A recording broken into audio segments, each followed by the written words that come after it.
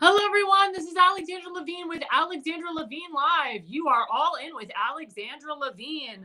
President Trump's cabinet members have been officially sworn in and confirmed, all 21 of them. So now the real work can begin for we, the people. And Trump is like Elvis Presley. Let's show the retruth. There's actually a picture that President Trump put up. There we go. Half of him is himself, and the other half is Elvis Presley. As you know, Elvis Presley was the king of rock, and a lot of people say that President Trump is like the king. Look at him. He's getting everything done that he accomplished and said that he was going to do.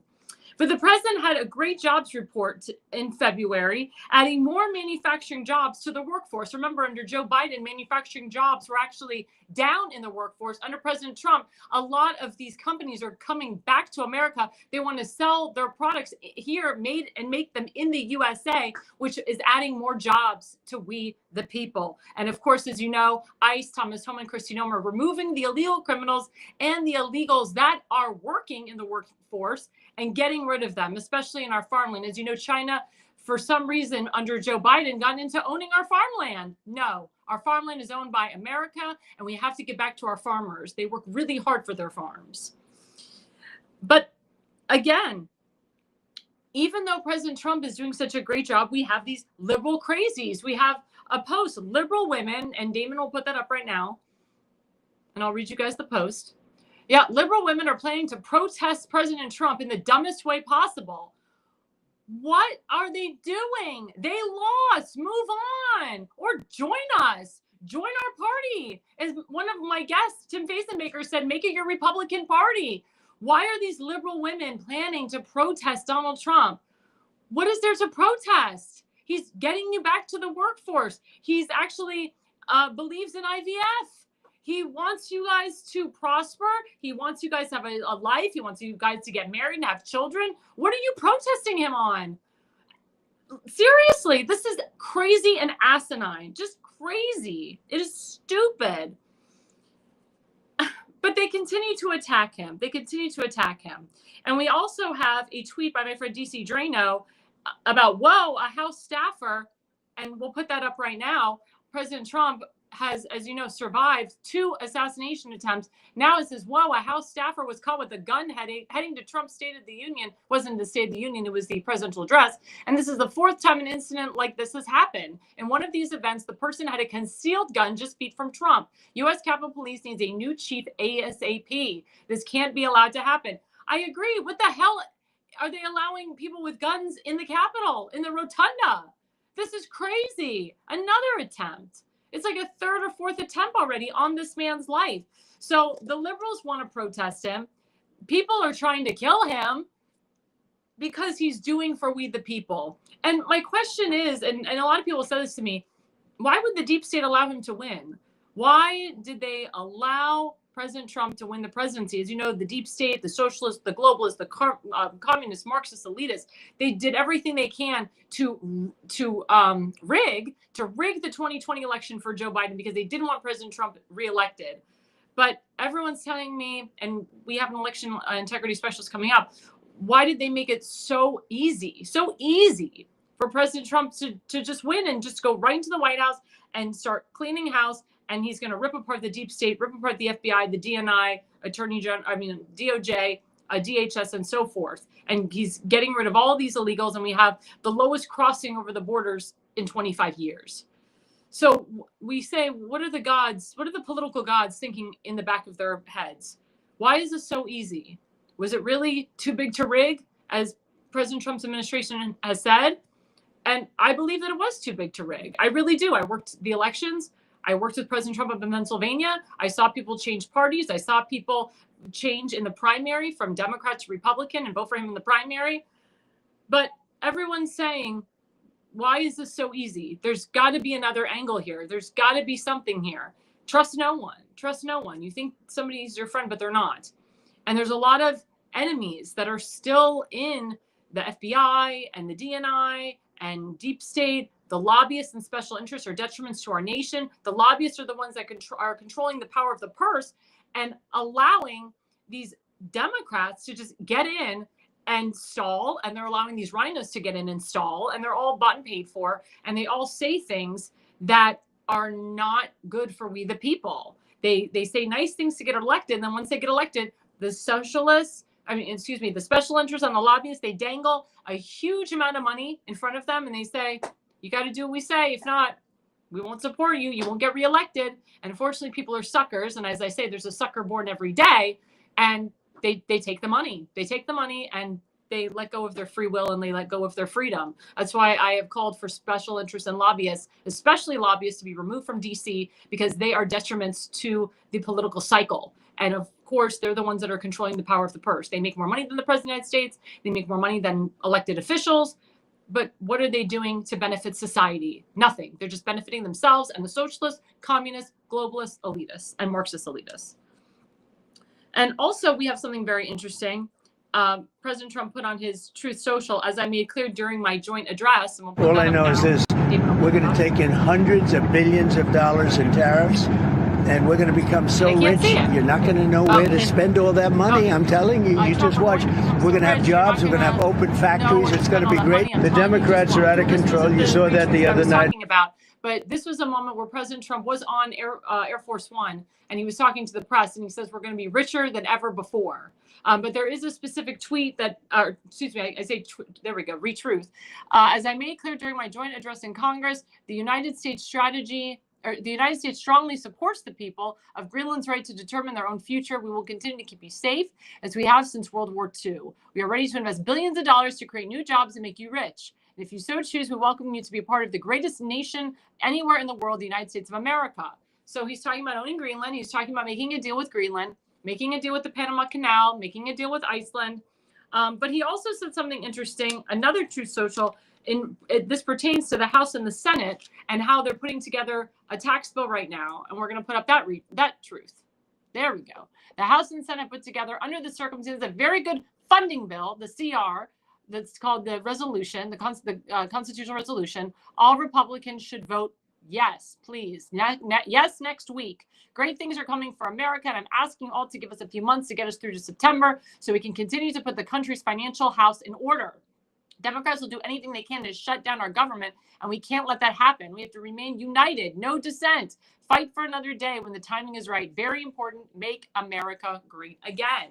That's so important. As you know, the Trump tax cuts were huge wins for the American people. We are still living through the Trump tax cut era. The Trump tax cuts were supposed to end in December 2025. And now that President Trump has been reelected, he will extend those Trump tax cuts. And that's what's really important. The president, he's making the House and the Senate, he's making them pass a balanced budget so the government doesn't shut down. And it's so ironic because the Democrats talk about don't shut the government down, don't shut the government down. But now they want the government to shut down. Why all of a sudden does the Democrats want the government to shut down? To blame President Trump? Of course. Make it his fault that all these government workers aren't working. Well, let me tell you something. Even when they shut down the government, they may shut it down for a day, 2 days, a week. Those government employees, they get their money back. It's called back pay, sick days, vacation days, whatever. They don't really shut the government down for extended periods of time. President Trump never shut the government down. And when he did, and when he threatened to shut the government down, he told Chuck Schumer, Shut the government down. Do it. Told Nancy Pelosi, do it. I'll take the hit for it. I'll take the blame for it. Because President Trump is not going to sign bills that don't benefit this nation. And fixing the economy and getting people back to work is something that he campaigned on. You know, people are saying, why hasn't the cost of eggs gone down? Why hasn't the cost of gas gone down? Why hasn't this gone down? Why hasn't that gone down? It's going down. You're just not paying attention. And it's going to continue to go down. And the passing of this tax bill will help the American people, will get them back to work, will reduce the price of gas, the price of groceries, etc. As you know, under President Trump, we were energy independent. We're becoming energy independent again. And he's also putting the coal miners back to work. That's something that he campaigned on as well, because under Joe Biden, the coal miners were out of work. And we need that coal. We need that coal and we need that oil. And President Trump understands all of this as a businessman, but he understands this. So we the people, as President Trump said, we're going to be rich again. Remember, in all of his rallies, he said at the end, we will make America great again. We will make America strong again. We will make America rich again. Everything he says is true. Everything that he says he does. Promises made, promises kept.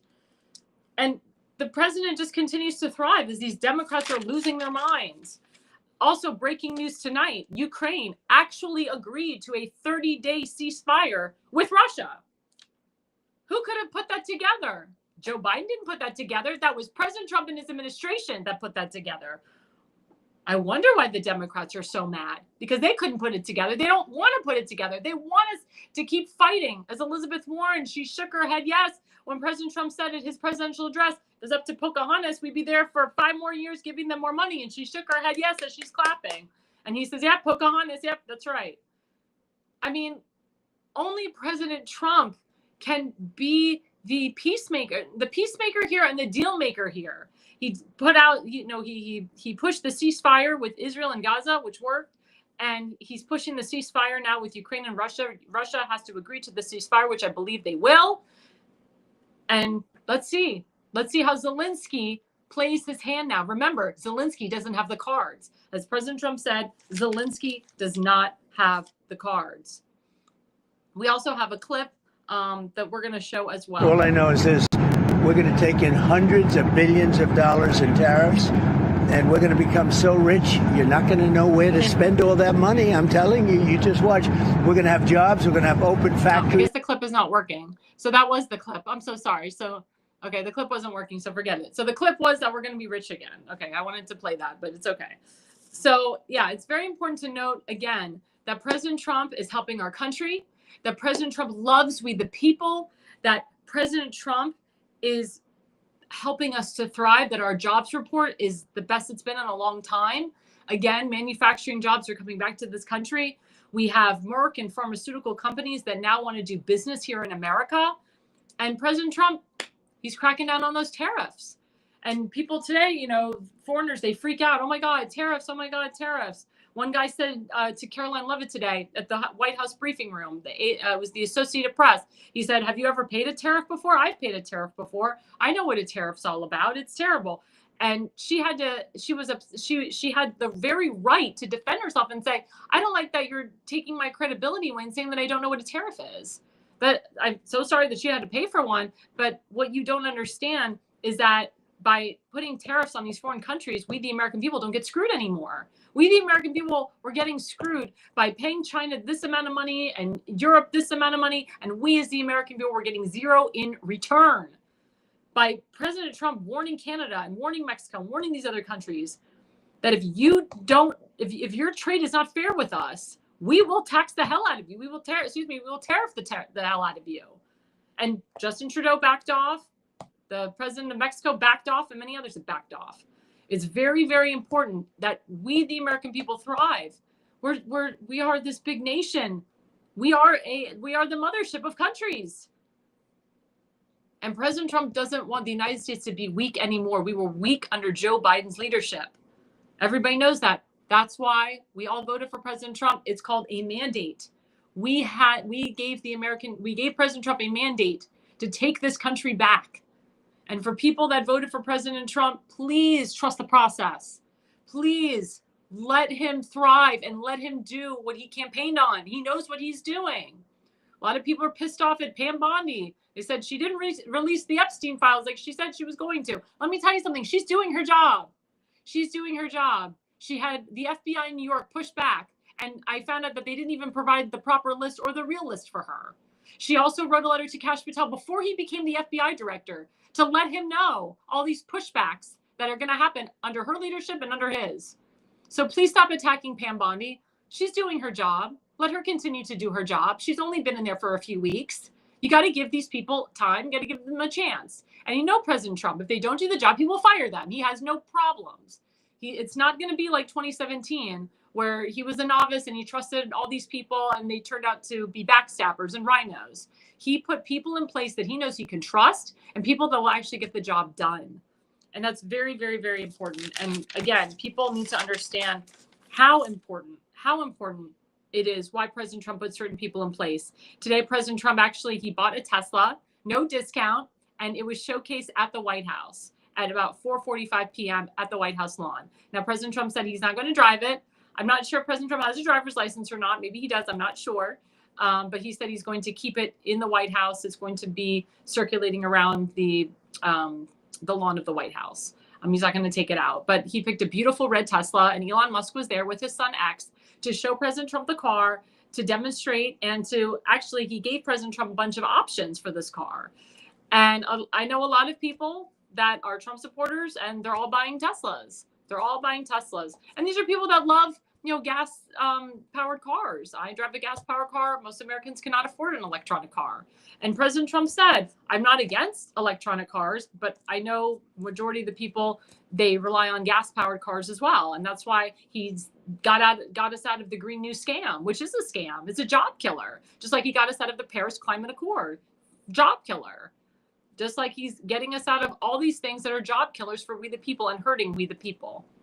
So again, President Trump's done amazing things. All of his cabinet members have been confirmed and sworn in. He just confirmed today his new head of Secret Service, Sean Curran, who was there when President Trump got the shots of the year. And Sean Curran was there at the presidential address when he gave DJ, the 13-year-old, his United States Secret Service badge. And Sean Curran is great. President Trump trusts him. He feels that he's been good to him. And that's why he was sworn in today. So we have some pretty big players, some pretty big hitters that are working for President Trump. So again, we just have to trust the process. We have to allow President Trump to lead, allow him to govern. And, I encourage my audience to kind of hold their horses before they jump to conclusions about certain people that he's appointed, certain things that he's doing, about Pam Bondi, about Kash Patel. Again, these people have only been sworn in for 3 weeks, and they're doing a hell of a great job in just the 3 weeks. President Trump has done a phenomenal job since he got sworn in on January 20th. Well, coming back after the break, I have a special guest, a new guest. His name is Daryl Bowe. He's all about voter integrity in the state of Virginia, and he will be with us. Do you have old home videotapes that you're no longer able to watch? Need them transferred to DVD, Blu-ray, or your smart device? Baltimore Digital offers professional-grade VHS, mini DV, and high 8 digitizing services. We can also convert Super 8mm film too. Baltimore Digital also provides photo restoration services. Visit archive.baltimoredigital.net. Mention code Alexandra for a 10% introductory. Hello, everyone. It's me again, Alexandra Levine with Alexandra Levine Live. Please go to baltimore.digital.net. Say my name, Alexandra. You get 10% off. That is one of our good friends, Adam Reuter. We thank him so much for sponsoring the show. We have a wonderful guest again. His name is Daryl Bowe. He's new to the program, and he's going to talk to us all about voter integrity in Virginia. Thanks so much, Daryl, for coming on. Thank you for having me. Awesome. So, Daryl, tell my audience a little bit about yourself. Well, like the United States Marine Corps when I was 18, and served 8 years of active duty in the Marine Corps. Most of my time was spent in Central South America. After that, I left the Marine Corps, and then I joined the Army National Guard for about 3 years, and I worked counter narcotics during that time to the United States Marine Corps Reserves, and then I worked additional 2 years in the Marine Corps, and then I got it all together. And then in 2000, I applied for a job with the United States Secret Service, and my first day on the job was September 11th, 2000. And then after 9/11 took place, the Federal Air Marshal Service, 2.5 years as a Federal Air Marshal, keeping our skies safe. So after that, the 2020 elections took place, and like everyone else, trying to figure out. And I got in with grassroots citizens throughout the nation, a lot of teams, various states, on social media platforms like, and also it was established, and then also Telegram. And so I started making connections, and like everybody else, we were just trying to figure out what happened, how it happened.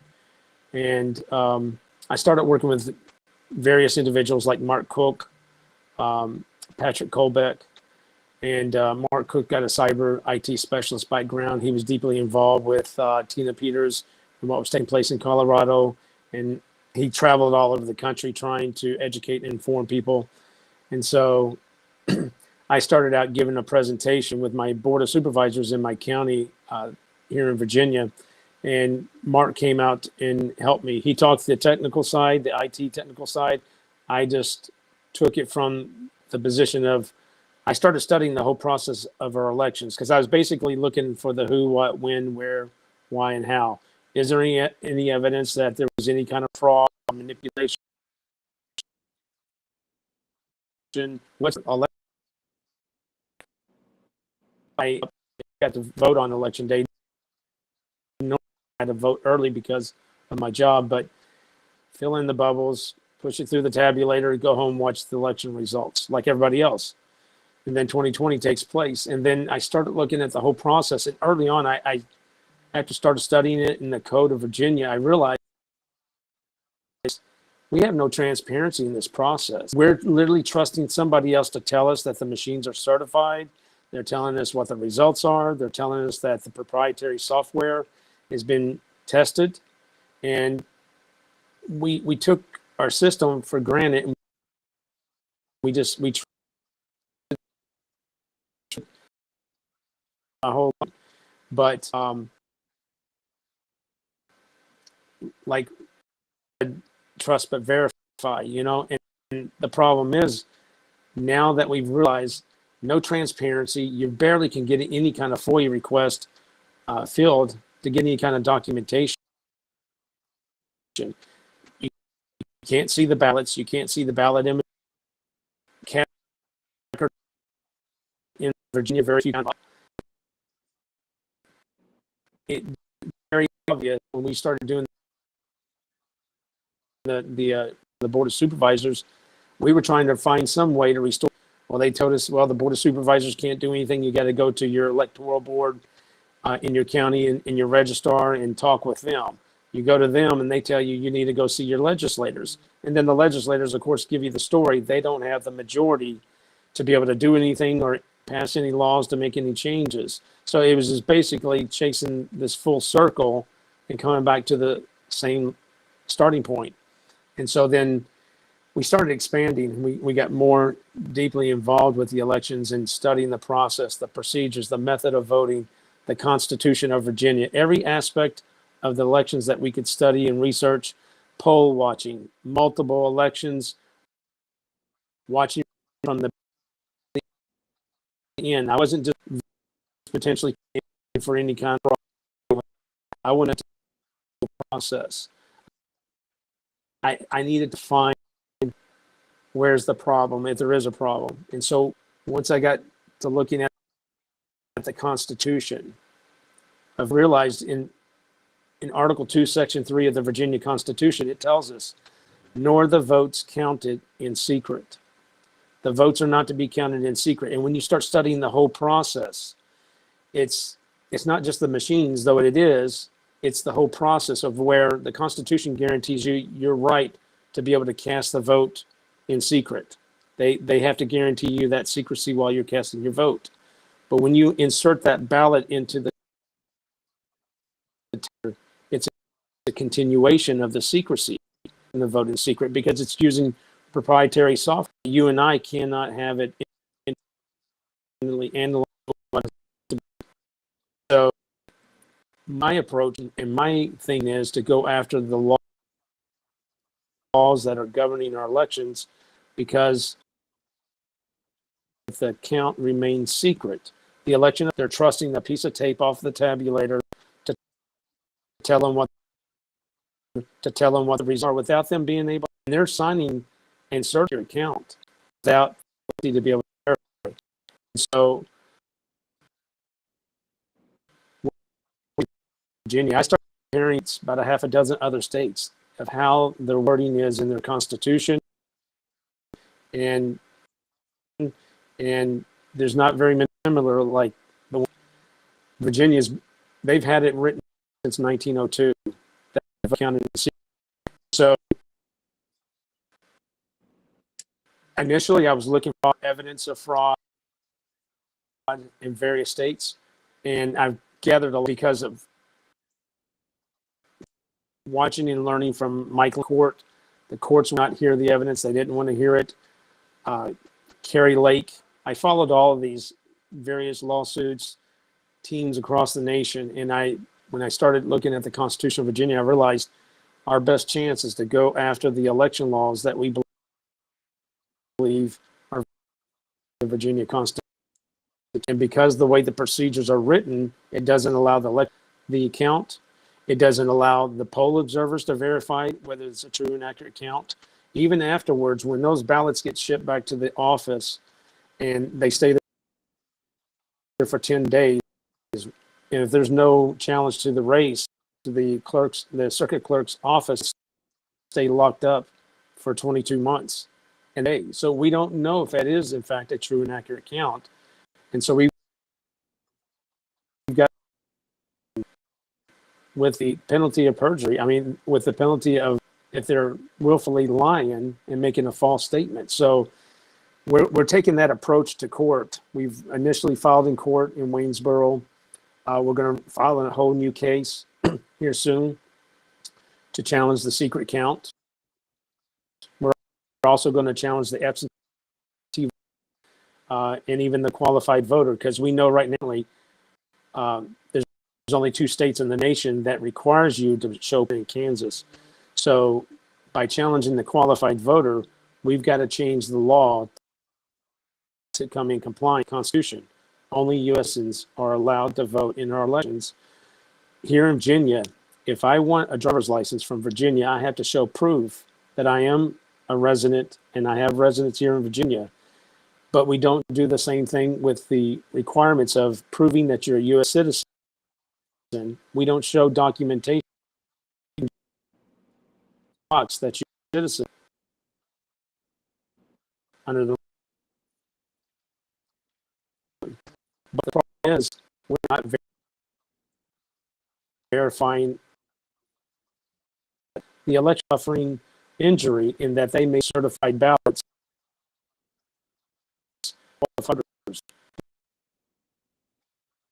Driver's license or not. And so we've taken this through the 4 years that we've been researching. We've given presentations to congressmen here in Virginia, state legislators, and when they saw the evidence of the potential easy manipulation of the systems, they did nothing. They're fearful to put their hands on this and take proper, accurate, expose the truth. But yet no action was taken. So we took a different standpoint and taken it to the courts to see if they'll rule in our favor that these laws are in fact unconstitutional, and then hopefully puts you back into the election process. Well, Daryl, I have a question for you, because in Virginia, you have a Democrat legislation now, and you're gearing up for a gubernatorial race. What are you guys doing, or what are you doing in your efforts to switch the delegation back to Republican and make sure that you have the right governor and lieutenant governor in place to help you in this process? Right. Yeah, that's the big push right now, because with us, we have elections every year. When we have federal elections like last year, this year it is the state elections. And so we're in this continuous cycle. And it's very, very important, because we have 2 amendments coming. If the Democrats gain and they don't really need the governorship, but what they need to keep is the House and the Senate in order to pass 2 years in a row an amendment to the Constitution of Virginia for abortion and for same-sex marriage, for like in close proximity to Washington, northern. And so definitively our efforts are going to make a difference, but what I'm hoping for is to give us a fair chance of a good election, to where we can keep the governorship and gain the House, at least the House. If we can do that, then we can block their efforts of trying to amend the Constitution of Virginia for same-sex marriage and for the abortion. The thing of it is about with Virginia, they're always they'll tell you 2 things about your elections: that it's fair and it's secure. Problem is, who's it secure from? See anything to verify? I can't. And so because of that, we're lacking transparency. My hope is, if the courts rule in our favor, the election officials will have to verify the count. We'll have to look at the ballots. That election, that is, they're going to review those ballots. True now, there was no anything else, or flipping votes. What happened in Antrim County, Michigan, and other places. And so I think if we can get in court and challenge some of these election laws and get it reversed, we're doing elections 45 days before election day. We've got mail-in ballots with no excuse. And we've got, like I said, the qualified voter. There's so many types of IDs, or you can even come vote without an ID, and you just sign a card saying you're me, and you can vote in my. And so we've got a lot of problems. We've got to get in court and challenge this before November this year to have a chance. Well, let me ask you a follow-up question on that. Because, as you know, President Trump, he said on the campaign trail he wants to get rid of the mail-in ballots, paper ballots all the way, one-day election, wants to get rid of early voting. What can we do or what can you do, I should say, on the state level to make that happen? Well, from the federal standpoint, from Texas, Sessions is his last name, and it's a good bill. It gets rid of the machines to hand count paper out.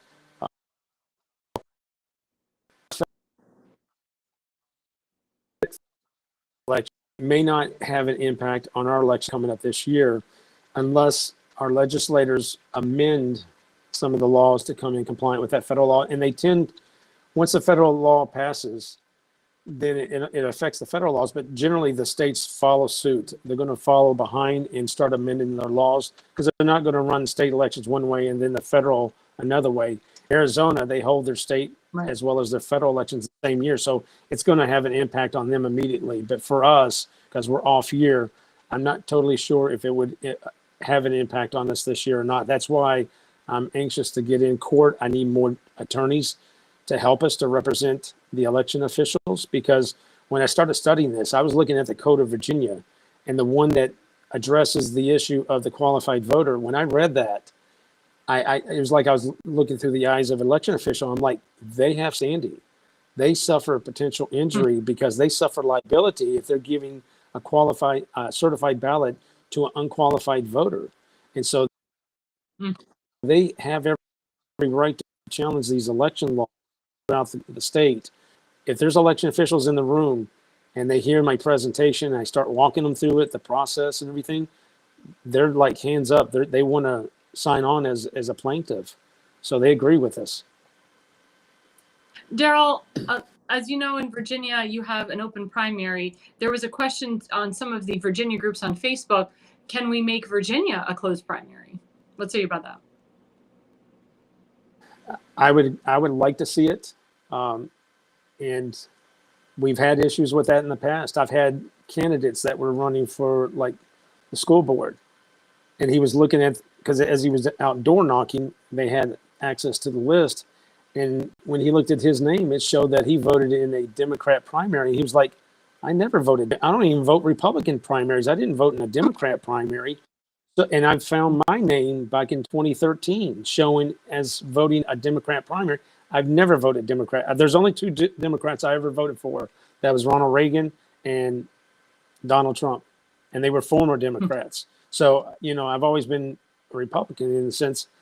And so there's a lot of issues with the elections, but I'm all for a primary, you know, and now they've amended it. They've adjusted where both the Democrats and Republicans are holding the primaries on the same day. So you can't vote 2 weeks before in the Democrat and then come Republican. And I'm all for it. I wish they would do it, but we're a little closer to at least trying to minimize some of the problems of the open primaries.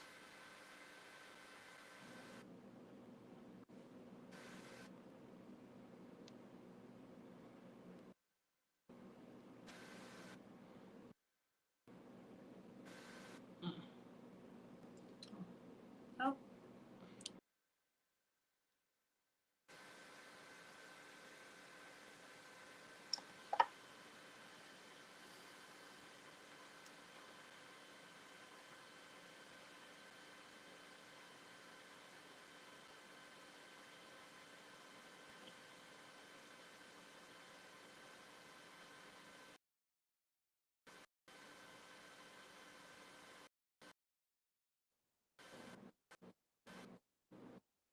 I am so sorry about that. Somebody actually called me while I was live. That's okay. Am I frozen? Can you hear me? I'm actually frozen on my end. Lovely. Oh, yeah. I can hear you. I'm so sorry. Oh, okay. Well, I'll fix that after the break. So I'm just going to end in about 5 minutes, in about a couple minutes. I'm so sorry about that. So my question to you is, what were the biggest mistakes that you saw in the U.S. senatorial election? If you saw any fraud or any issues with the presidential election as well as your Senate election, because, you know, President Trump, he did endorse Hung Chau. We really thought that Hung Chau was going to be, you know, the next senator, but I know Tim Kaine is very tough to beat. I know he is, especially as an incumbent. And did you see any issues with that election? To be honest with you, I don't even know who's duly elected. And I believe that Donald Trump probably won by even a larger margin, but because there is no transparency in the process, it's really hard to say what is the true actual numbers. We've got a lot of problems in Virginia. DC is one of them because it's so close to us, and we've got a lot of federal employees in the north part, but exactly the mail-in ballots is a big problem, possibly the machines. I believe it's deep in our system, but I can't get access to it to really have it fully analyzed and figure out what the problem is. And I've explained this to the election officials in my county. I believe it's deep in the system, between the connection between the registrar's office and our central office in Richmond. And I'll give you a quick example to explain. We did a canvass in November 2021. We knocked on 800 doors in one precinct. And out of that 800 doors, we identified 595 voters. And when they answered our questions, did they vote in the 2020 election? What method did they vote? Mail-in ballot, early voting, election day? And we had 78 people said they did not vote in the 2020 election, but yet there was a vote showing in the voter history list when we requested that list from the state board elections. And then we had 6 people who said they did vote, but there was nothing showing in their voter history list. To me, that's an indicator that we have potential digital system, but because we're so limited on what we can access, it makes it really difficult to get to the bottom of what happened. And that's not just in one precinct in one county in Virginia. From what I've heard, it's all throughout the nation, the same problem. So was the same thing happening in the 2024 election? Good possibility. We've talked about doing another canvassing in another precinct to vote. We believe that the down ballots across the nation, we lost several Senate seats that we should have won. My estimate, we should be at least 20 to 30 seat majority in the House, but we're not. So we've still got a lot of problems in our elections. Thank God Donald Trump is in office as the president. I got a lot of hypotheses of what may have happened, why they allowed him, because if they control of our systems. We know the federal government's monitoring our election systems. We know that. We've got the documentation. We got the FOIA request. So you've got so many hands in the cookie jar, I can't defend you who or what they're doing. But one day, hand counted, paper ballot, even our poll books, they're connecting and they're monitoring. So they know who's already voted, who hasn't voted. That's digital manipulation. Create phantom voters, people who don't vote, but yet there's a vote showing in their history. So we've got problems. We still have a lot of work. I haven't quit because President Trump is in. We're going to have elections again here soon in 2020. And we got state elections. If we lose Virginia and they are able to amend our Constitution, we're going down. We're still a critical state, and it needs to be addressed sooner than later. And that's why I'm still pressing on, trying to find transparency and restore it. And it's been the same message from the very beginning. There's no transparency. You and I, as a voter, we should be able to go to the county circuit clerk's office and do an audit for ourselves. I should be able to see those ballots, but I have to go to the courts to get permission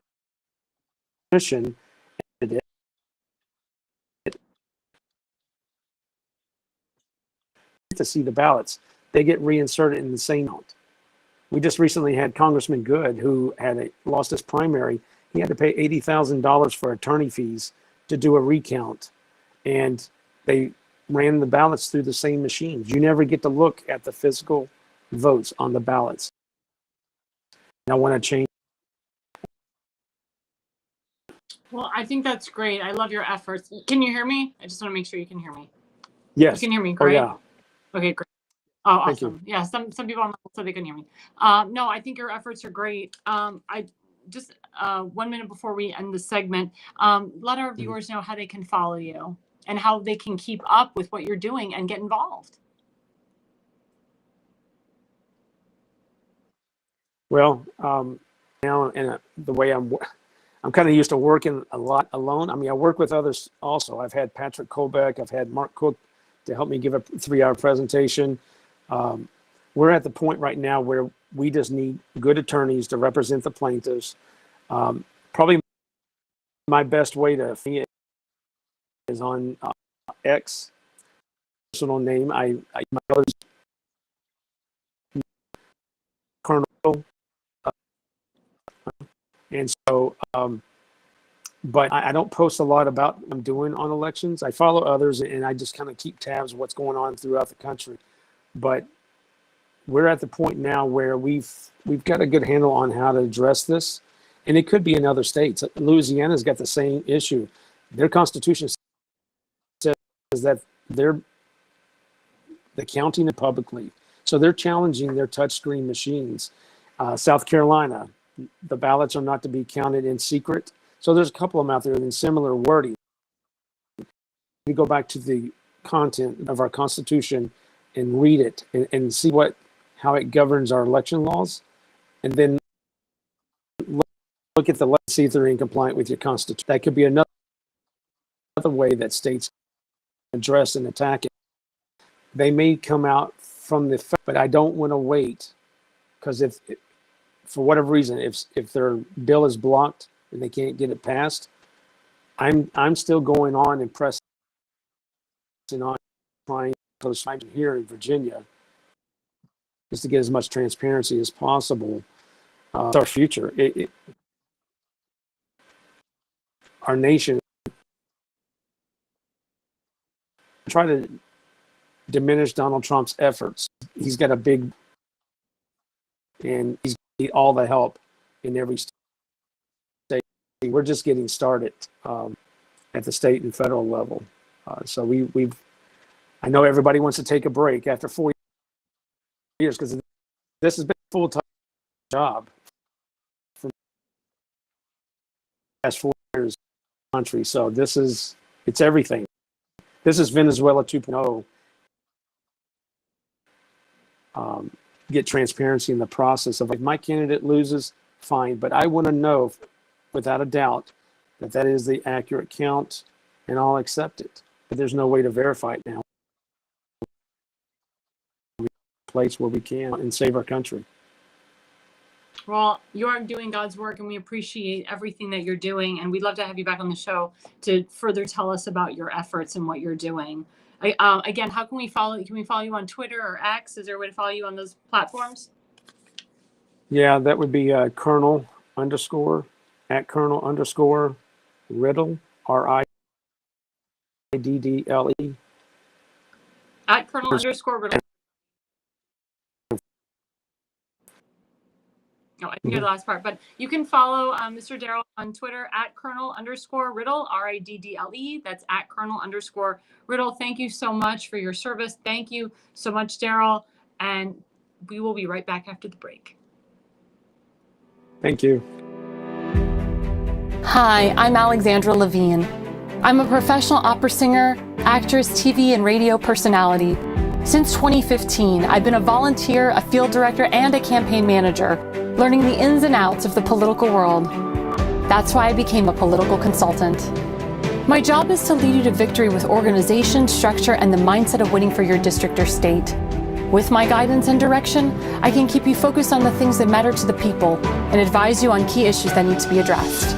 If you're a serious candidate that is serious about winning, then book a consultation with me today.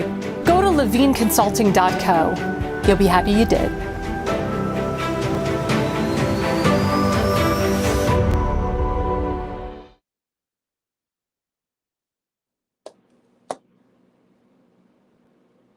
Hi, everyone. It's Alexandra Levine with Alexandra Levine Live. Speaking of elections, I own my own political consulting firm. That's levineconsulting.co. Levineconsulting.co. Go to that website and book a consultation with me today. If you are a serious candidate, serious about winning, book a consultation with me today. Well, we just had a wonderful guest, Daryl Bow.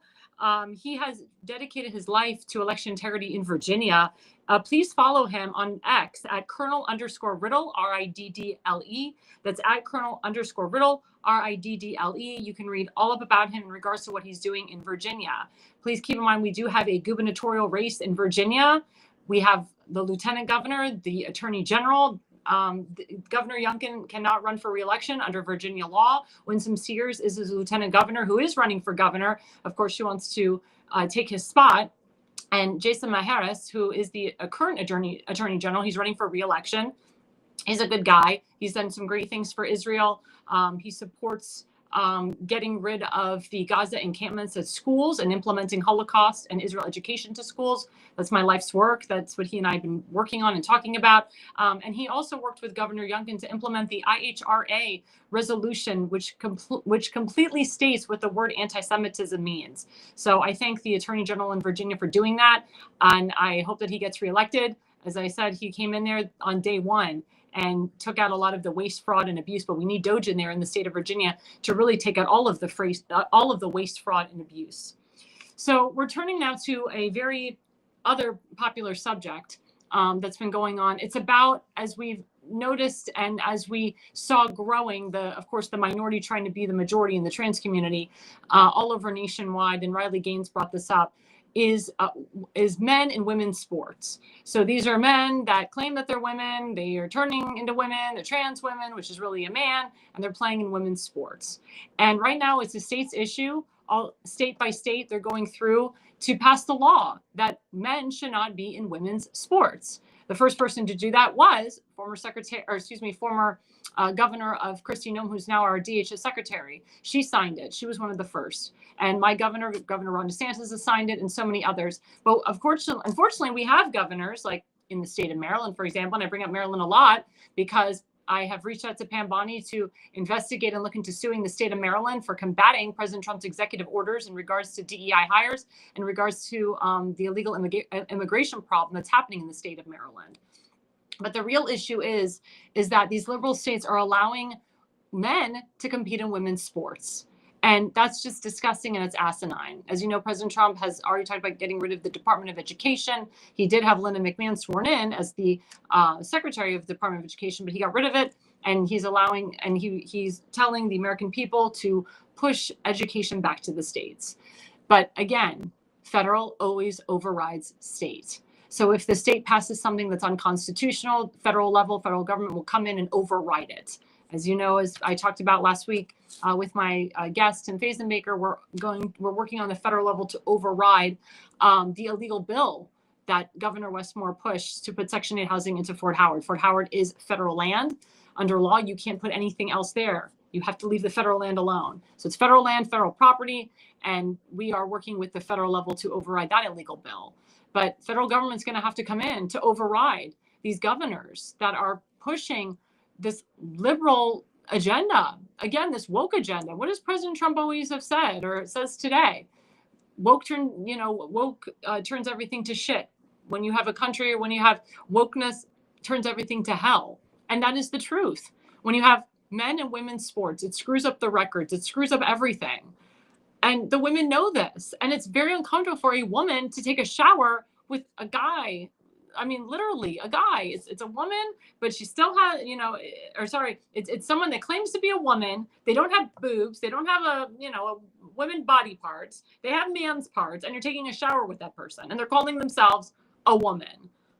No, I'm sorry. There are two genders, male and female, and you are biologically, I'm personally am biologically born a female. I do not claim to be a male whatsoever. I never will. If I transition, I'm still a female at the end of the day. So it's disgusting. It's disgusting what's happening.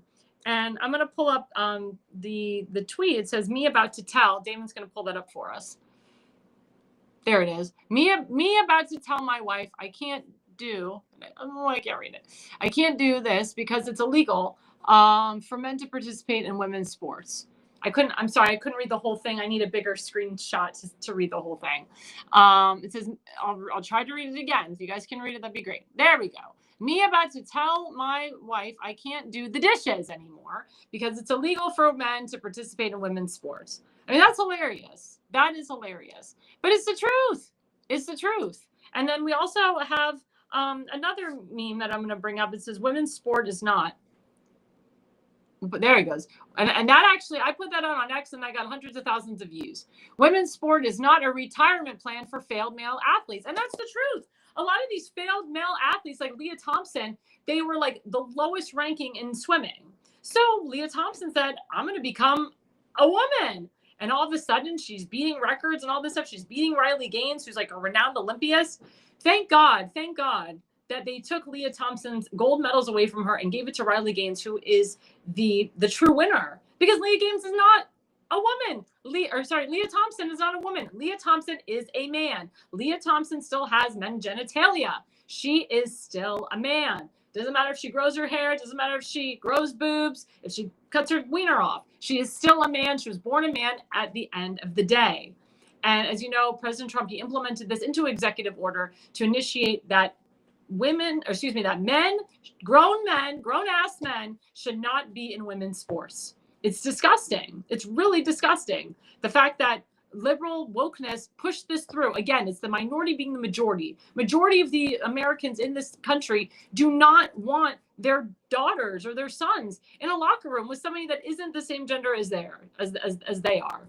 And Riley Gaines and the girls on the women's swimming team were disgusted by seeing Leah Thompson in there with her male appendage taking a shower with everybody. It was disgusting. We're also going to play. It is not a criminal violation to enter the country illegally. It's not a criminal. It's a crime. It's not a crime, which is why. And the clip on my end is not working. Please let me know if it's working on your end. There we go. We're taking it off. That was another clip. That was actually with Congresswoman Jasmine Crockett. She's a hardcore Democrat from Texas. She's saying, again, that it's okay to have illegals here. She said, illegal immigrants are legal. That's what she said. Illegal immigrants are legal. She says it's okay. She says it's okay to have a bunch of illegal immigrants here. She says it's not illegal to have illegal criminals in here. It's not illegal to have illegal immigrants in here. It's okay that immigrants, they overextend or overstay their visas. That's okay. No, it's not okay. And she lives in a state. She lives in a state where President Trump said, build the wall. And they built a big, beautiful wall in El Paso, Texas. And they were continuously going to build the wall until Democrats took over the House of Representatives and the Senate. And they're going to, and Greg Abbott took action, her governor, and said, no more. I'm bringing in the National Guard. No more of these illegals coming into my country because they're not good people. As President Trump said, when Mexico comes in, they don't bring their best. They bring in rapists. They bring in drug dealers. They do sex trafficking, child trafficking, human trafficking. Now under President Trump and Borders Czar Thomas Homan, illegal immigration has gone down. The drug cartels are getting arrested and these kids are getting saved. And enough is enough. Enough is enough. But all of this had to do with the Democrat administration, with Joe Biden. Tampons in a men's bathroom. Condoms in a man's bathroom and a woman's bathroom. In elementary school in the state of Maryland and in other liberal states. Men and women's sports. Illegal immigrants crossing the border. And killing our young women and children, by the way. Killing young people. Like what they did with Lincoln Riley and Rachel Morin and Jocelyn and many others. But this is the messaging of the Democrats. And the more that these Democrats combat President Trump, the more they're going to go to jail. The more they're going to go to jail. Again, I bring up the state of Maryland because I do a lot of work here and I have a lot of friends that live in Maryland. But they're a prime example of a state that thinks because they're black, because the governor's black, the attorney general's black, the Baltimore city mayor is black, they call themselves DEI leaders, that nothing is going to happen to them. There's going to be no repercussions because they're black.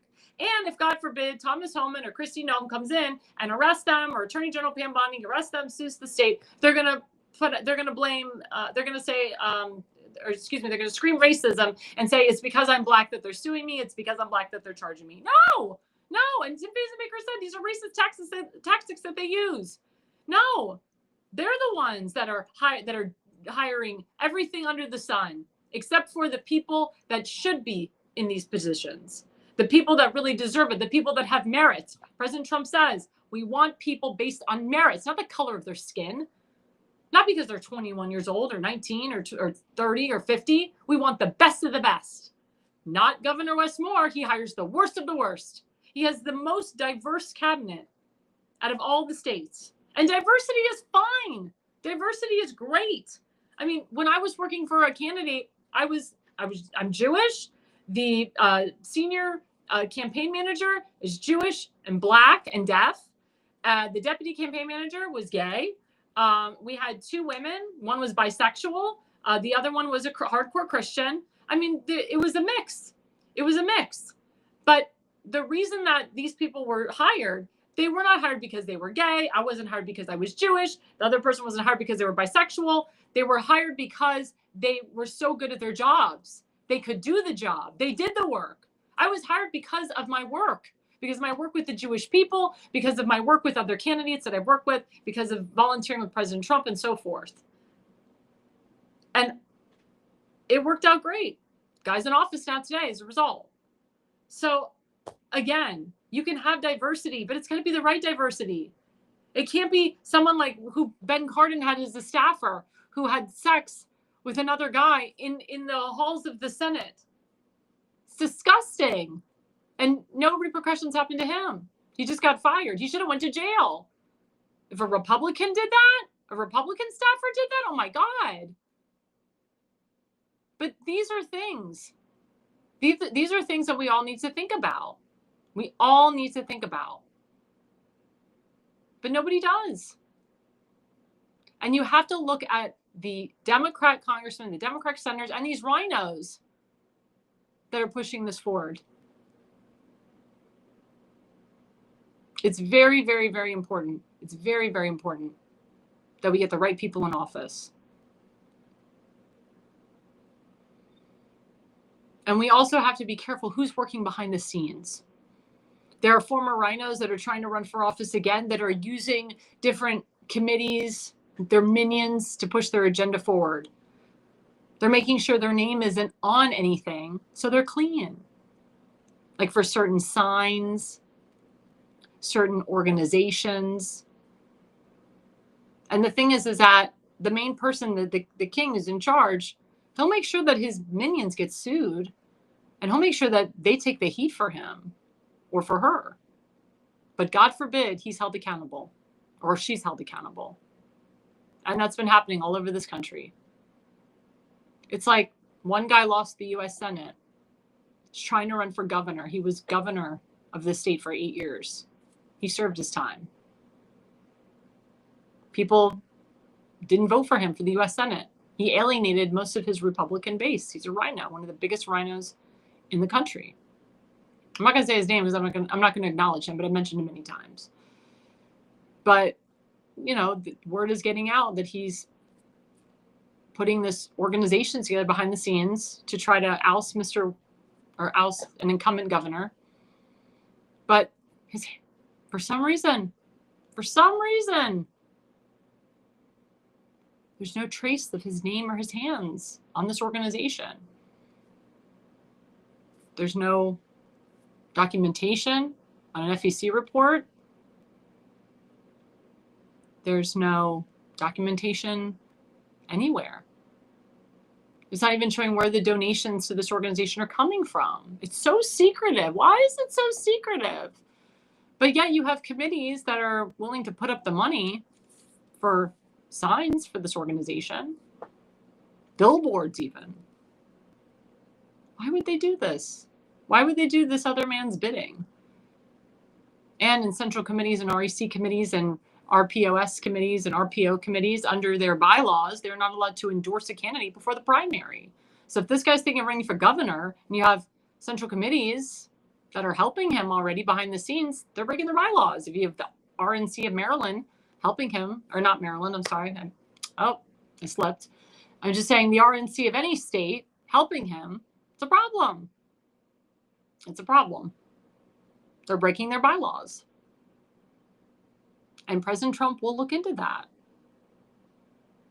He will definitely look into that.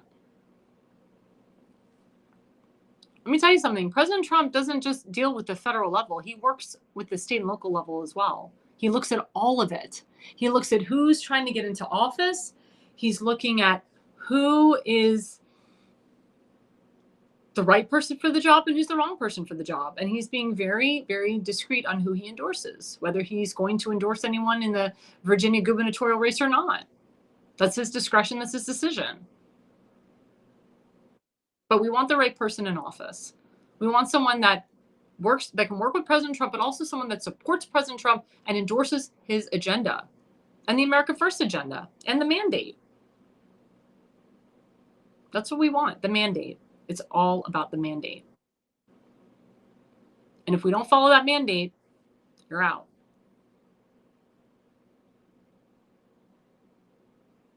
You're out.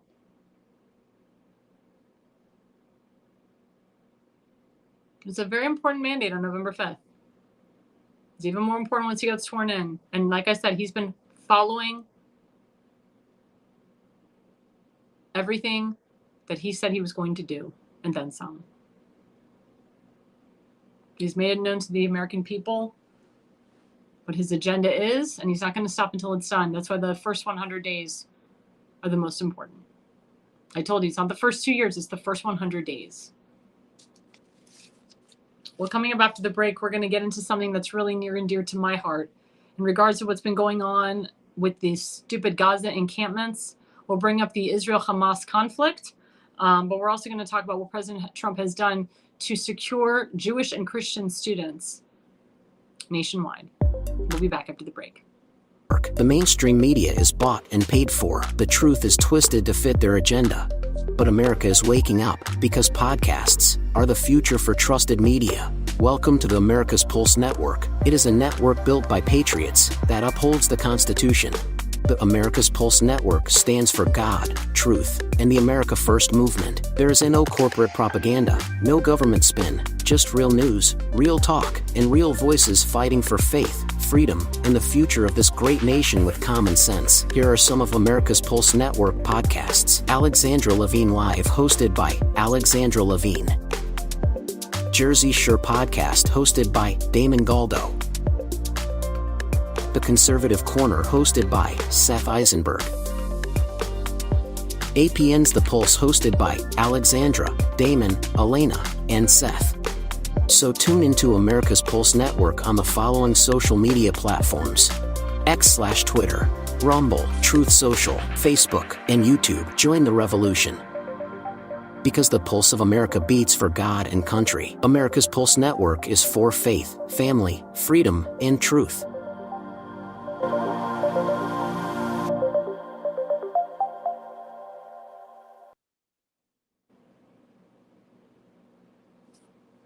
And we're back live. I'm Alexandra Levine Live. You are all in with Alexandra Levine.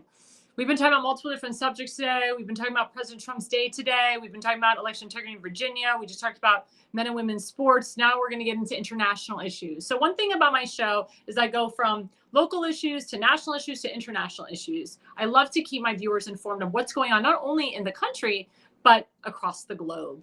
As you know, I'm 100% Jewish. And I've worked a lot with the Israeli Defense Force over my time. I worked with the Israeli government as well, with the Israeli ministry. I lived in Israel for a year, working with a lot of the IDF officers and people in the Israeli Knesset. So one of the biggest things that hurts me, you know, as a Jewish person is, I don't know if I told any of my viewers this story, but I will. I was brought up in a very small town. At the time, Sarasota, Florida. There was no Jews at the time. I was the only Jew in the classroom. And I was made fun of for being Jewish. And I don't blame the children for that. I blame the ignorance of the teachers. I blame the ignorance of society around them. They didn't know about Jews. All they knew was what they were taught from other peers, what they were taught in their churches. And there was a lot of hatred. There was a lot of hatred towards me. My hair was made fun of, and they called me a freak because I celebrated Hanukkah, not Christmas. The teachers actually were upset with me and put me in detention because I didn't know Rudolph the Red-Nosed Reindeer, and I didn't know any Christmas songs when I was 6 years old. But instead of me isolating myself and alienating myself and acting like an Ilhan Omar and Rashida Tlaib and AOC, I actually embraced my Christian brothers and sisters in school. And I wanted to know more about their religion. And I went to church with them. I sang in churches. I celebrated Christmas with a lot of my peers and Easter. But in exchange, I taught them a lot about my religion. I taught them about the laws of kashrut, which means kosher, clean in Hebrew. I brought them to my home so they could know what a Shabbat dinner was like. I brought them to my Passover Seder. It's actually tradition during Passover to bring a non-Jewish person over to your home to celebrate it. And I also brought a lot of kids over to my home to celebrate Hanukkah, to watch the lighting of the menorah, which a lot of kids didn't know what a menorah was. And we also played dreidel dreidel together, and they didn't know what that was. So it was really nice for us to both embrace our religions together. Also in exchange, they went to synagogue with me. They heard me conduct services, and we all blended in this Judeo-Christian world together. And I work with an organization called Jexit Inc., #Jexit. It stands for Jews, Christians, Other Minorities, #Jexiting the Democrat Party. But it also focuses on combating anti-Semitism and the persecution of Christians and other minorities as well. And I can tell you the majority of the people in the Jexit network are Christians. Again, we pride ourselves on our Christian brothers and sisters. The new Israeli ambassador is going to be former governor of Arkansas. Hello, Mike Huckabee. Now, Mike Huckabee is a very, very good friend to the Jewish people. And, you know, people said to me, why isn't it a Jewish person being the Israeli ambassador? Why is it a Christian? And I'm like, because we've had Jewish ambassadors for many, many years. It's nice to change it up, but also it's good to see that the Christian community is working with the Jewish community. And you get to see Mike Huckabee, who is a strong Christian Zionist, and he loves Israel and he loves the Jewish people. He's been there on and off for 30 years. His daughter, Sarah Huckabee, who's the governor now of Arkansas, she loves Israel, and she is implementing Holocaust and Israel education into the schools, which is actually my life's work. My life's work is to implement full Holocaust and Israel education, K through 12 in all 50 states. I was very successful doing it in Pennsylvania with my good friend, State Senator Doug Mastriano. I have been working with legislators in the state of Maryland to implement this. Florida had it full on way before I was born. I worked on it in Arizona. I worked on it in Missouri. And I'm continuing to work on it state by state. And if I have to go county by county, city by city to get it done, I will. In the state of Maryland, unfortunately, I have to go county by county. And education is very hard, especially in liberal states, because they want to put not just Holocaust education, but they want to throw in, well, you have to talk about LGBTQ trans education. Then you got to talk about CRT education. Then you got to talk about slavery education. Then you got to talk about other things that are really not relevant to history. And they also want to throw in, the gender identity and the CRT, which is not something that we as Americans need in the future, or as our young people need in the future. But the Holocaust was real. It did happen. My family survived it.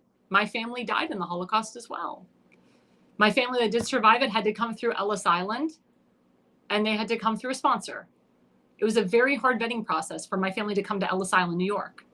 And my family, again, survived the Holocaust in Germany and in Poland. And as you know, Poland had one of the worst death camps, Auschwitz. You can still go there today. It is still intact. It is riveting. It is a riveting concentration camp. You will be forever shaken going there. I can tell you after October 7th, it shook not only my family, but it shook the world. I have relatives that currently live in Israel. I have friends that currently live in Israel. They were living in their bomb shelters for months. Didn't know if they could go back to work. I can tell you through certain channels, my father and I were able to see the full 47-minute video of what Hamas did to the 1,200 innocent people that died, that were murdered, burned, tortured, and raped. When my father and I got access to the video, my father looked at me and I looked at him and I said, "Dad, do you want to see this?" He said, "We have to see this. We have to see what those animals did to us, and we have to never forget." Just like we always say, never forget. And we always say never again means never again, and never again means now. But it was a riveting moment for my father and I to watch that entire 47-minute video. And let me tell you something, we were not gasping in glory. We were horrified. We were angry. We were upset. My father and I had nightmares for an entire week. I can still hear the screams. I can still see the look on Hamas's face, how happy they were at what they did to my people, to Americans, to Christians, and so forth. These are not human beings. These are horrible human beings. And any student that stands with them is on the side of evil. Any student that is paid to stand with this needs to go to jail, or their visas need to be revoked. Now, after October 7th, we had Gaza encampments. We had pro-Hamas people go on liberal colleges, specifically in Maryland, such as Georgetown, GW, Towson University, University of Maryland, American University, Johns Hopkins University, and then in New York, Columbia University, NYU, which is my alma mater. I have a master's from NYU. Harvard University. I attended Harvard University. I took classes there. UPenn. Those were the main ones. Oh, and MIT. I also attended MIT. I attended their Hillel. So I know all of these colleges, especially the main ones that had all these Gaza encampment centers and these pro-Hamas protesters. And I was so afraid that under a Kamala Harris Biden administration, if that man, or I should say if that woman got elected as the president, it would have gotten worse and would have continued. But President Trump made a vow to we the people that anybody that engages in anti-Semitic attacks, they go to jail. If they're on a visa, their visas get revoked and they go back to their country. And it's already been happening. Thomas Homan, the border czar, has taken action. So has Kristi Noem. And so has Secretary of State Marco Rubio. And I'm going to put up an article. It says Trump administration gets rid of 400 million, or there we go. Oh, we have to move it a little bit to the other side because I can't read it for the people. And I don't think they can see it. If I can't see it, they can't see it. There we go. It says $400 million in grants were cut from Colombia. The cuts are only the beginning, according to Trump's anti-Semitism task force. So President Trump put an anti-Semitic task force together. My friend Leo Terrell, we call him Leo 2.0. He works for the DOJ. He's a part of this anti-Semitic task force. He's also a civil rights attorney. They are going school to school, and they're pulling out federal funds and pulling out grants to all these schools that commit anti-Semitic attacks. I can tell you, when Columbia University, when their school came back after winter break, they were causing more havoc again on college campuses, and to the point where they were locking up Jewish people and Christians in libraries again. I mean, it's insane. Throwing up Palestinian flags. Again, what do these people stand for? Why are they standing with these heinous people? And then we have an article, Marco Rubio revoking visas. I'm going to put that up. There we go. Secretary of State Marco Rubio says that he will, quote, revoke the visas and or green cards of Hamas supporters in America so they can be deported. And that's what's been happening. That's exactly what Secretary of State Marco Rubio has been doing. He's been revoking their visas, revoking their green cards, and getting them the hell out of our country because they're dangerous people. They're bought and paid for by George Soros, who's an anti-Jew Jew. They're bought and paid for by globalist, Marxist, socialist, communist elitists. And I'm sick of it. And the American people are sick of it. They're sick of going to school and worrying if they're going to be alive or dead. And then you have Israel Apartheid Week in colleges, which is ridiculous because Israel's not an apartheid state. And then you have schools that are passing a BDS resolution, boycott, divest, and sanction, which also states that Israel's an apartheid state. That they're terrible to the Gazans, that, you know, they don't give them anything. Israel's been giving Gazans and the Palestinians humanitarian aid for years. When Yasser Arafat was injured, the former prime minister of Israel said, have Yasser Arafat come to our hospitals. We'll take care of him. When things have happened with certain other leaders in Arab countries, the Israelis have helped them. Because we're not monsters. The Israeli people are not monsters. And they're not committing genocide against anyone. And they're not doing ethnic cleansing like the propaganda that has been spewed out this whole entire year. Actually, I should say almost 2 years already. It's insane. It's insane. Unbelievable. Unbelievable. And we have a meme about Palestine is the only country. Let's put that up. I'm going to educate our viewers on that. Yeah, Palestine is the only country in the world that never existed before its occupation. That's right. Because there's no such thing as Palestine. There's no such thing. But you have a Congresswoman, Rashida Tlaib from Michigan, that the minute she gets sworn in, on her swearing in, she drapes a Palestinian flag over her body. Then she goes into her office, takes a Post-it note, writes the word Gaza, and slaps it over the country of Israel. What the heck? And then she puts Palestine there too. There is no such thing as Palestine. It's not a country. The flag that the pro-Hamas people fly is a fake flag. They represent nothing. Again, what are they trying to prove? They're proving to us, we the people, that they don't give a damn about anybody but themselves. That they have no religion, that they don't care. They don't care about killing innocent women and children. They don't care that you're starving, that if you're a hostage, you're starving to death. They actually make the hostages say, I hate Israel, I hate the prime minister. They make the hostages spew out propaganda so the hostages are, they're alive. But they don't feed them. They make them look like they came out of concentration camps. They killed the Bebas boys with their bare hands. Are those people you want to stand with? And now people are upset. They're upset. that Marco Rubio has revoked the green cards and the visas from these pro-Hamas people, these pro-Hamas kids that came into our country illegally, by the way. As I've said in previous shows, we have illegal Syrian, illegal Afghan, illegal Lebanon refugees in the United States. That was under Joe Biden. That was first under Obama, then under Joe Biden. Former Governor Larry Hogan put them into Montgomery County. Jamie Raskin, the congressman in Maryland, in Montgomery County, he supports this. This is what all these liberal leaders support. Illegal terrorists. The Mossad, which is the Israeli FBI and CIA, they warned Joe Biden and the United States of this. They warned former Secretary of State Anthony Blinken, who's Jewish. They warned former Attorney General Merrick Garland, who's Jewish. They warned former DHS Secretary Alejandro Mayorkas, who was Jewish, about all of these terrorists that are coming and invading the country. And they didn't give a damn. They loved it. They wanted more of it. They were okay to watch innocent Jews and innocent Christians get hurt at school by these morons. Thank God that we have President Trump to get rid of these morons. I shouldn't have to be afraid to go to my alma mater, NYU, to wear my Jewish star, to hold my head up high as I'm attending service at a Hillel.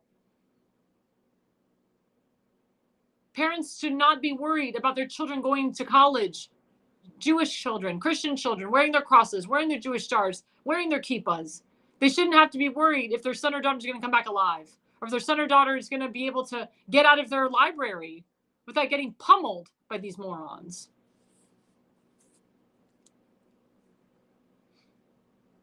You guys should be grateful. Everyone should be grateful for what President Trump and his team are doing to combat this situation. It's scary. It's very scary. You don't see Jewish people innocently killing Muslims. You don't see it. And you won't see Jewish people killing the pro-Hamas protesters on school campuses either. But they have the right to defend themselves. Remember, we have something called the Second Amendment. But everybody should be happy that these terrorists are leaving our country. Everybody should be happy that these terrorists are leaving the schools. One thing that I'm working on with the Israeli Knesset is to bring that full 47-minute video to colleges and universities so that the kids can see what Hamas did. Now, I know it's very hard to obtain.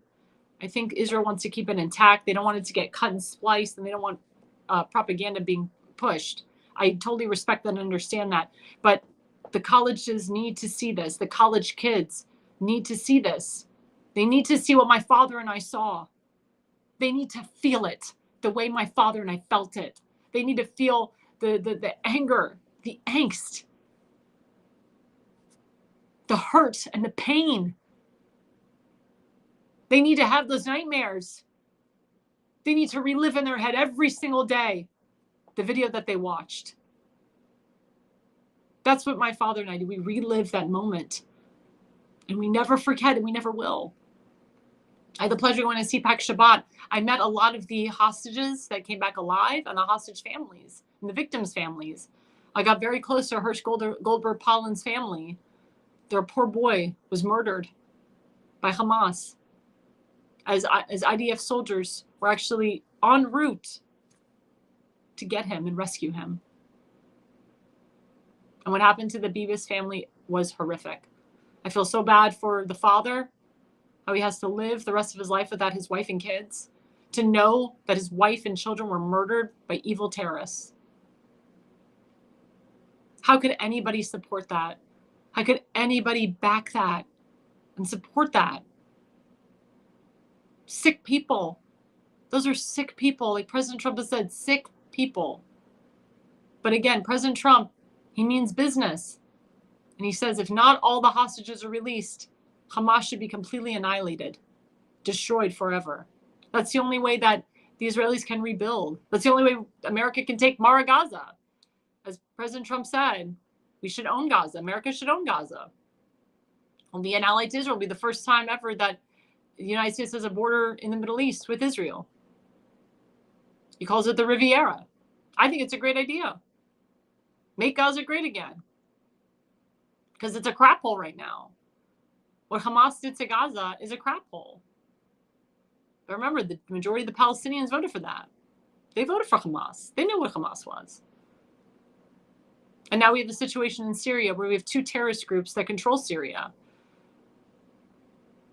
They almost killed Bashar al-Assad. Bashar al-Assad had to flee to Russia. He's in exile in Russia right now with Vladimir Putin.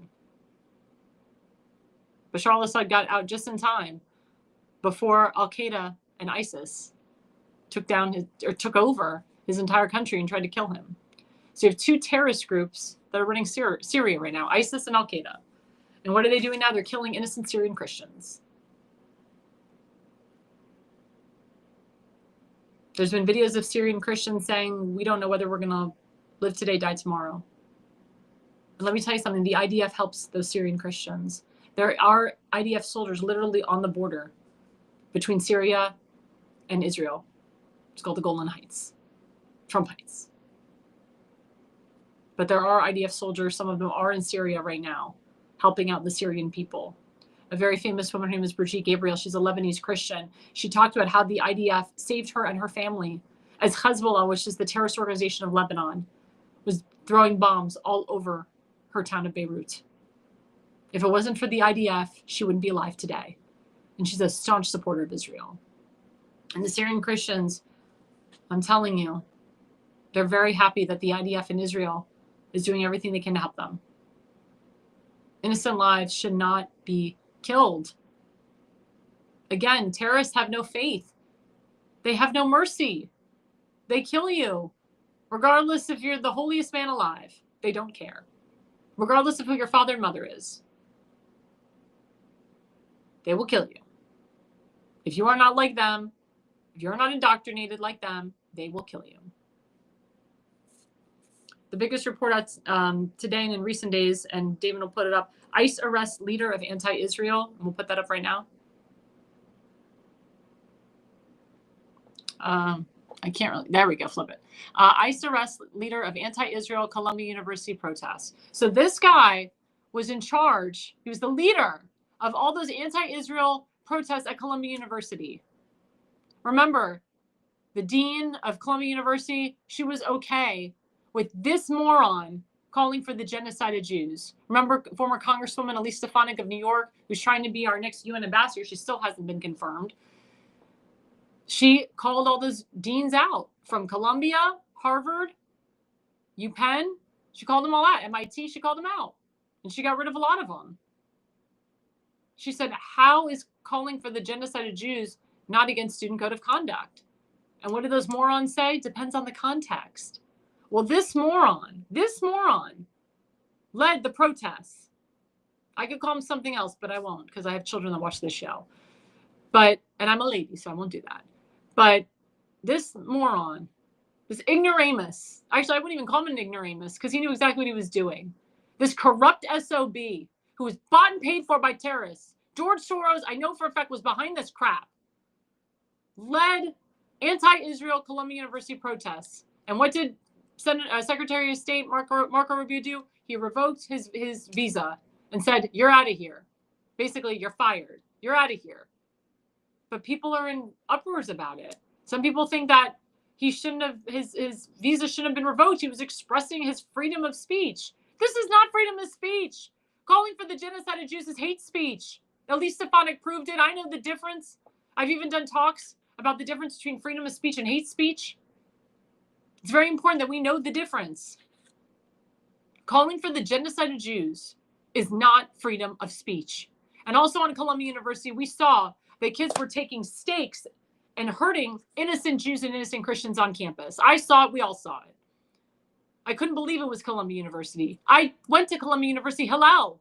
I took classes at JTS Theological Seminary, which is literally right next door to Columbia University. And to see that was disgusting. I called upon the Jewish Theological Seminary to do something. I was like, how can you witness this and not do anything? Some took action, some didn't. Some big no names who would give money to Columbia University and Harvard, they pulled their money out. And I called them and I said, thank you for pulling the money out. Can you put your money into pro-Jewish organizations to combat this crap? It's unbelievable. It's unbelievable. And then here in Maryland, where I am, second residence, we have pro-Hamas protests all the time, particularly in Montgomery County and in Howard County and Prince George. And we actually have something, I'll pull that up, or Damon will pull that up too. There it goes. In Howard and Prince George's County, sanctuary policies prohibits any local cooperation with ICE agents, no matter the crime committed. Policies in line with new guidance from Maryland's Attorney General, that he's a DEI hire, noting detainers are, quote, requests only. Local officers are not obligated to honor them. And in fact, violating constitutional rights by doing so. So basically what it's saying is it's okay because they're a sanctuary city. It's okay to have illegal terrorists. It's okay to combat President Trump's executive orders. It's okay. And if the police do something about it, they're going against the Constitution because they're hurting illegal immigrants' freedom of speech, freedom of expression, their rights. Illegals don't have rights. They don't have rights. They're illegals. When you become a legal citizen of this country, then you have rights as an American. When you are an illegal, you have no driver's license, you can't obtain a credit card, you have no rights. Until you become a citizen of your country, you have no rights. You have no rights to health care. You have no rights to a job. Until you become a legal citizen, you have no rights. That's why you're called an illegal. It's called the law. When you continue to break the law, you will go down. This is Maryland, everybody. And Howard County has a huge organization called HOCO Free Palestine. I've seen it. I've seen their rallies, their events. And we have something called CARE, which is a terrorist organization. Their headquarters are in Washington, D.C. Their headquarters have been there since 1994. CARE is all over this nation. Myself and others made the effort with the Annapolis delegation to remove CARE from the Anti-Hate Commission permanently. The fact that CARE was even in the Anti-Hate Commission is asinine to me. Thank God that we have law enforcement now that are part of that task force, the Anti-Hate Commission, excuse me. But the fact that CARE was even involved in that is shameful. With Chandri, Miss Chandri, who heads up CARE in Maryland, she testified before me. She wouldn't admit that there was babies that were beheaded on October 7th. She lied about everything in regards to October 7th. But she blamed Israel. She blamed the Jews, of course. Said we committed genocide against her people. This is the propaganda that's going on. And then we have teachers in Montgomery County that are a part of CARE that teach propaganda. They teach that Israel is the enemy and that Palestine, they're the good guys. They're the victims. Poor Palestinians. We've heard that for years. We've heard it for years. That's why we need a change up and a shake up.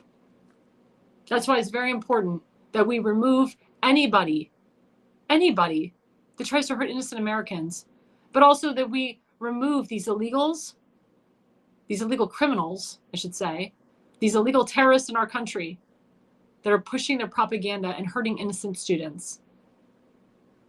The fact that these Gaza encampments went on for over a year is a disgrace. The fact that Joe Biden, his administration, with Jews in his cabinet, such as Mayorkas and Blinken and Merrick Garland, allow this to continue is also a disgrace. Because I'm Jewish, they give me a bad name. I told you, I told a lot of my viewers, and I'll tell you this again, I have a concept, hashtag not my Jew, hashtag never a Jew, hashtag not a true Jew, and it's true.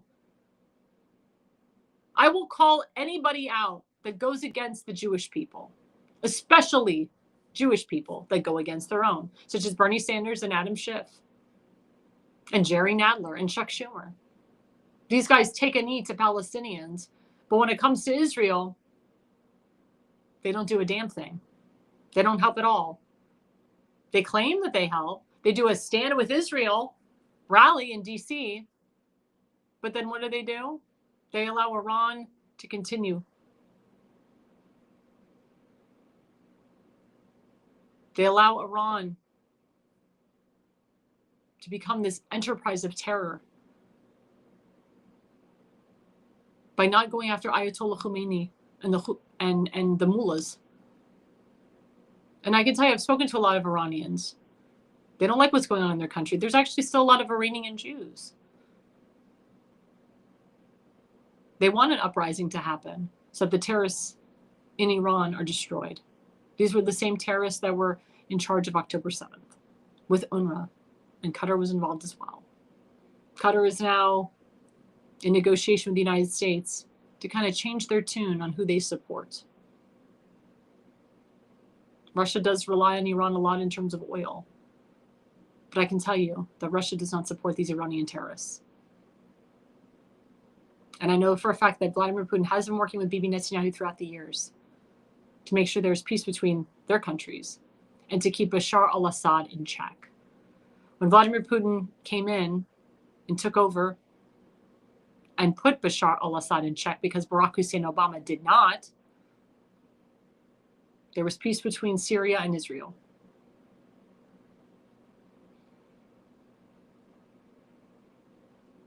But like I said, it's very sad when you have terrorist organizations that creep in because people don't understand the real havoc that they do until it comes knocking on your door. So I challenge these students that love Hamas, that say, free, free Palestine, from the river to the sea, Palestine will be free. I challenge them to go to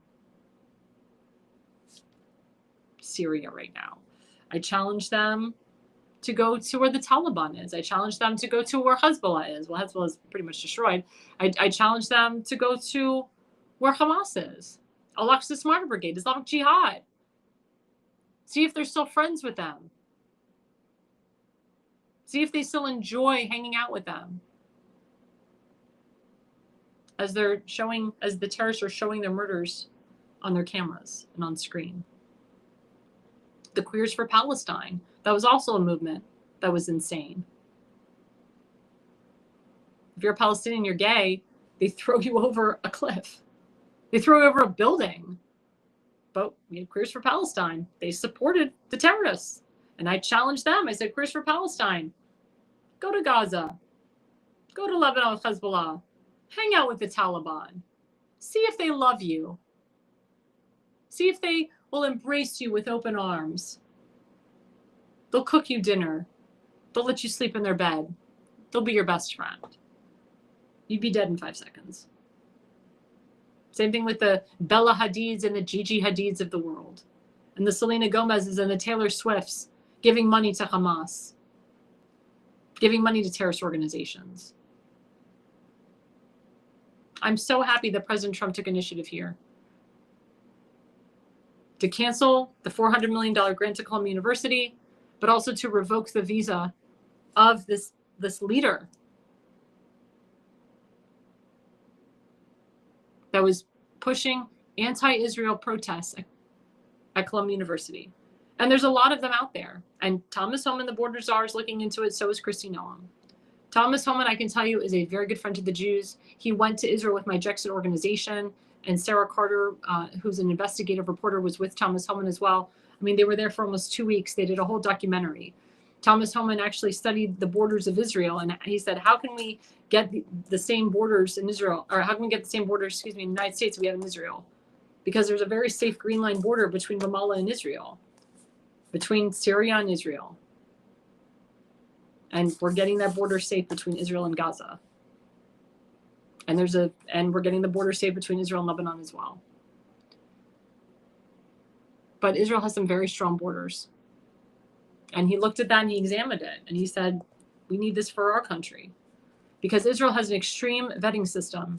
If you're an Arab and you want to become an Arab Israeli, you go through an extreme vetting process. It's a hardcore, extreme vetting process.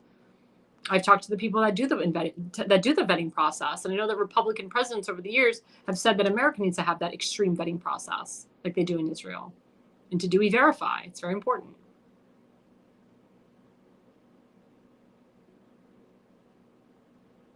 But again, we can't have people pushing back on this. You can't say pro-Palestinian, oh, you're hurting his freedom of speech. What he did was call for the genocide of Jews and caused a lot of havoc on campuses and made Jewish people so scared that they had to work and go to school remotely, which is not what you want as a college student. In college, you're supposed to meet your spouse. You're supposed to go to Hillels and events. You can't do that if you're sitting at home behind a computer. We had that crap with COVID. It killed the dating scene. Men and women don't know how to date anymore because of COVID and because of online dating. You have to be face to face with the person. You have to really get to know that person, touch their skin, kiss them, know if you have some chemistry. My father said, he always says this, if you can put your toothbrush next to the guy's toothbrush or your toothpaste next to the guy's toothpaste, you know that he's the one for you. But you can't experience that if you're talking to him via computer. I mean, digital babies do not exist. You can't have a baby through a computer. Unless Elon Musk is working on that. Or some AI guy's working on that. But I don't think that exists. But again, don't be afraid to combat this. Don't be afraid to call out what you see is wrong. If you see something, say something. And again, a lot of people were scared under the Biden and Kamala Harris administration with these Gaza encampments going on. And I can implore you and I can tell you, and I don't speak on behalf of the president, but I know for a fact that he's doing everything he can with his new cabinet to make sure that no student will be harmed again. And if they are, there will be hell to pay. Well, this was a great 2 hours. Again, we covered a lot. We covered what happened with President Trump today, how he bought a Tesla with Elon Musk at the White House, and how he got Ukraine to sit down at the table and have this and push a 30-day ceasefire with Russia. And we also had a wonderful guest, Colonel Daryl Bow, and you can follow him at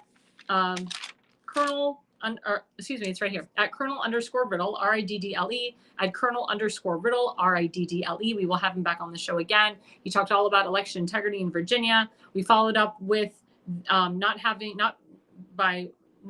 men in women's sports. And then we finished up a great half hour talking about combating anti-Semitism on college campuses and making sure that anybody that we know that was an anti-Semite on any of these liberal college campuses, and they have visas, their visas are getting revoked. They're going back to their country. Anybody that started any type of anti-Semitic riots on college campuses, their visas are being revoked. And again, this has been a great show. I will be back Thursday night, same time, 8 p.m. to 10 p.m. It's going to be a jam-packed 2-hour show. We have another wonderful guest. He works for Guns of America, and we're going to talk all about the 2A with him. He's an awesome, awesome guy, and we will. I'll let you know throughout the next couple days about him and what he's going to discuss. And I just want to let you know we have a wonderful network. We have another wonderful show called The Jersey Shore with Damon Galdo. It's Monday nights, also 8 p.m. to 10 p.m., as well as Friday nights, 8 p.m. to 10 p.m. We are starting our all-star 5 people show, The Pulse. That's going to be starting in a couple weeks. It's going to be Wednesday nights from 8 p.m. to 10 p.m. But don't forget to follow us. Please follow us at America's Pulse Network on Rumble, at America's Pulse Network on X, at America's Pulse Network on YouTube. We're going to be heading to Facebook at the end of April at America's Pulse Network. And don't forget to follow myself, Alexandra Levine on Facebook, at Alexandra Levi20 on X, at AR Levine 85 on Rumble, at AR Levine 85 on True Social, at AR Levine 85 on Instagram, at Levine Consulting on YouTube. And I think that's about it. That's a lot for my social media. Also, again, if you're interested in running for office, please go to my website, levineconsulting.co. That's levineconsulting.co, and book a consultation with me today. And again, the reason you listen and the reason you watch is you are no idiot.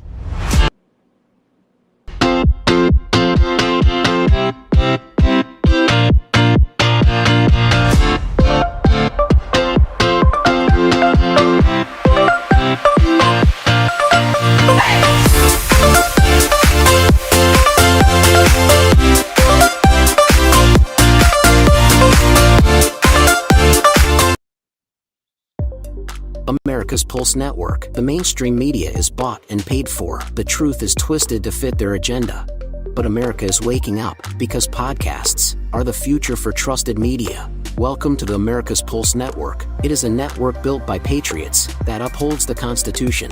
The America's Pulse Network stands for God, truth, and the America First movement. There is no corporate propaganda, no government spin, just real news, real talk, and real voices fighting for faith, freedom, and the future of this great nation with common sense. Here are some of America's Pulse Network podcasts. Alexandra Levine Live, hosted by Alexandra Levine.